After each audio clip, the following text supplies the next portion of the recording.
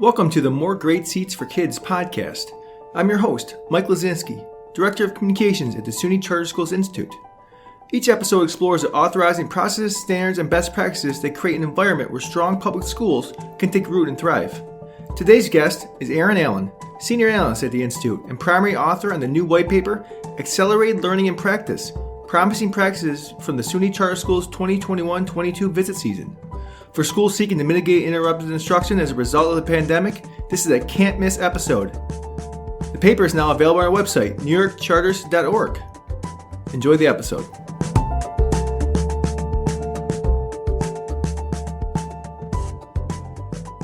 Erin, thank you very much for joining us here today. Thank you. Happy to be here. Yeah, we're really excited for you to join us to dig into the Institute's new white paper, Accelerated Learning and Practice. We've had hundreds of downloads so far, so people seem to be pretty interested in this topic. Before we do begin, though, I want to just give credit to some of the other team members who contributed to the paper, including Katie Clayton, Vicky Masseuse, and Andrew Kyle. I know they put a lot of hard work in as well, so I want to recognize that. Yeah, thank you. It was definitely a team effort. All right, good. So let's get into the white paper. Starting off, what led the Institute to explore the topic of accelerated learning in this white paper? Well, Mike, we know that due to the pandemic, instruction was interrupted multiple times due to school closures, family illness, and other interruptions just due to the tumult that the pandemic caused. And this really exacerbated the achievement gap for all students across the country, but particularly those who are traditionally underserved. So some early data suggests that students are now more than 4 months behind in math and 3 months behind in reading and writing. And really, we wanted to zoom in on different strategies, specifically strategies that accelerate learning, to get students performing at or as close to grade level as quickly as possible, so that students can be equipped for any future career academic future that they choose to pursue. So really, we have a position at the Institute to be able to observe dozens of academic programs and interview teachers and leaders from those schools each year. And we're lucky enough to see at about 10,000 feet what seems to be working and what isn't. And given that everyone is really urgently searching for strategies and solutions to address learning loss, we wanted to share some of the promising practices we've observed over the last year or so. That's good. So how was the data collected? So this was definitely a qualitative study. Charters submit documents as part of their renewal process, and the Institute team will conduct interviews, classroom observations, and review those documents in detail. So we really took a qualitative approach where we took a closer look at the strategies that charters were self-reporting most often. And we looked through our interview transcripts and the submitted documentation for school visits, specifically for schools who were historically high performing before the pandemic.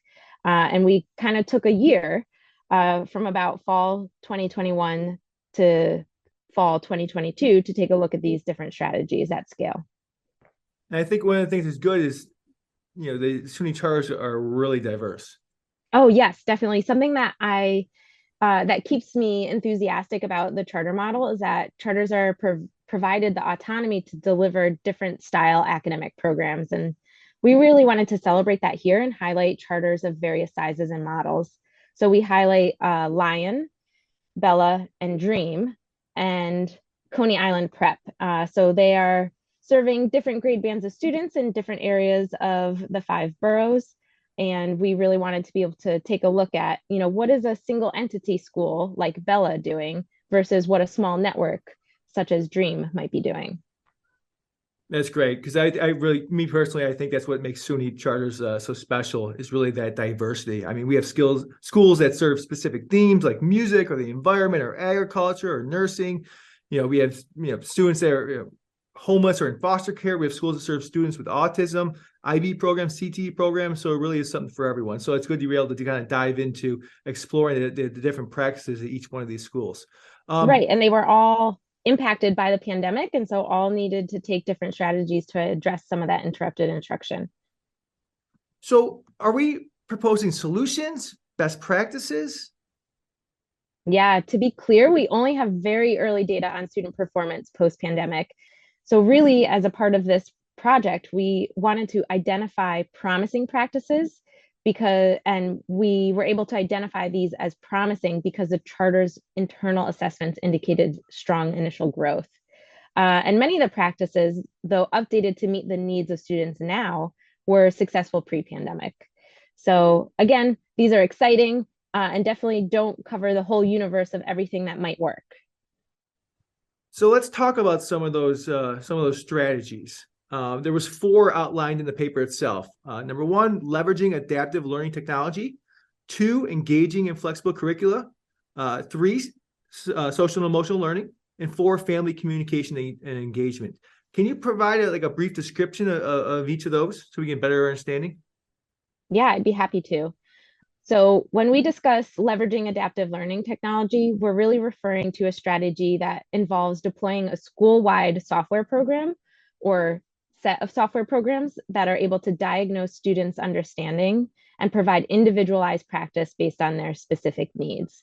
So this really looks like students being able to log into a software program. It goes through a test that identifies what students need and then tailors sets of practice specific to their misunderstandings and their areas of growth.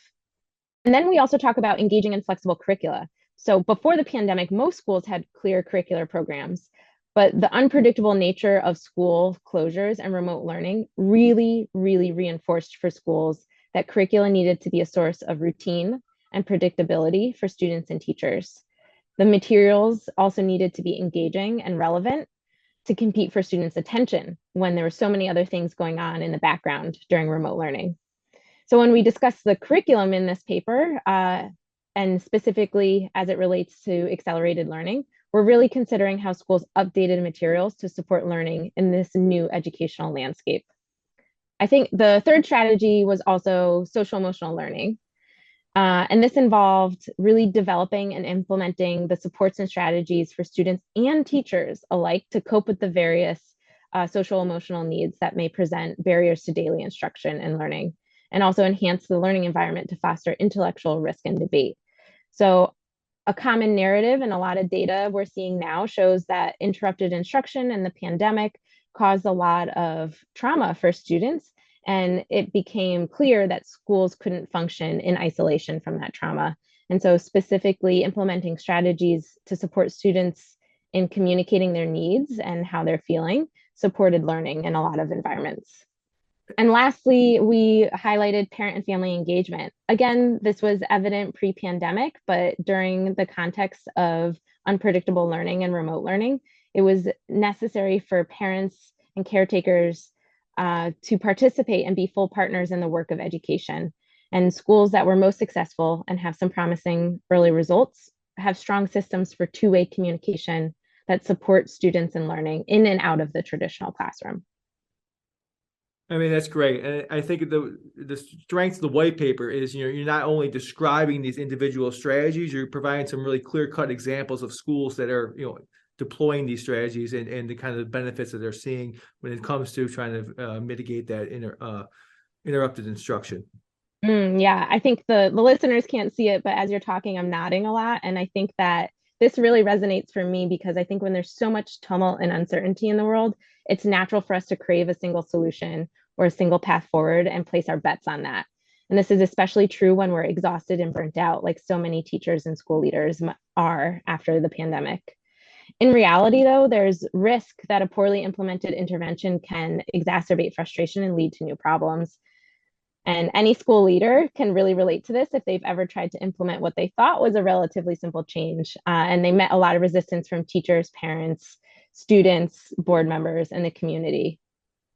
So really kind of back to your initial point about the do's and don'ts of these strategies, our goal was really to support leaders in planning for interventions that, of course, supported accelerated learning, but also kept the needs of students and teachers at the forefront.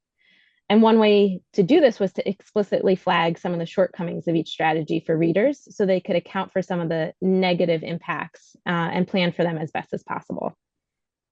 One of the other things I really love about this paper is the fact that you focus on the future. You write about professional development, about strategic planning, about vision setting, but also the importance of just supporting teachers. Those have been on the front lines throughout the pandemic, and will be on the front lines moving forward as we get students back on solid footing. Mm-hmm.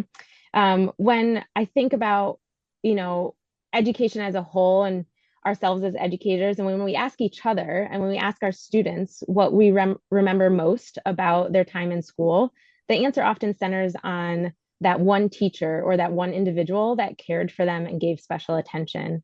And like you said, moving forward, teachers are on the front lines of a lot of this work. And, teachers are now leaving the profession at an unprecedented rate. And it's not just teachers in their first couple of years, as was the case previously. It's teachers at all points in their career.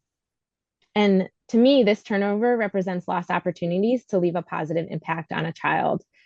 So at the Charter Schools Institute, we as a team and the SUNY trustees are really interested in supporting schools and identifying ways to attract teachers to the profession and keep them in the role.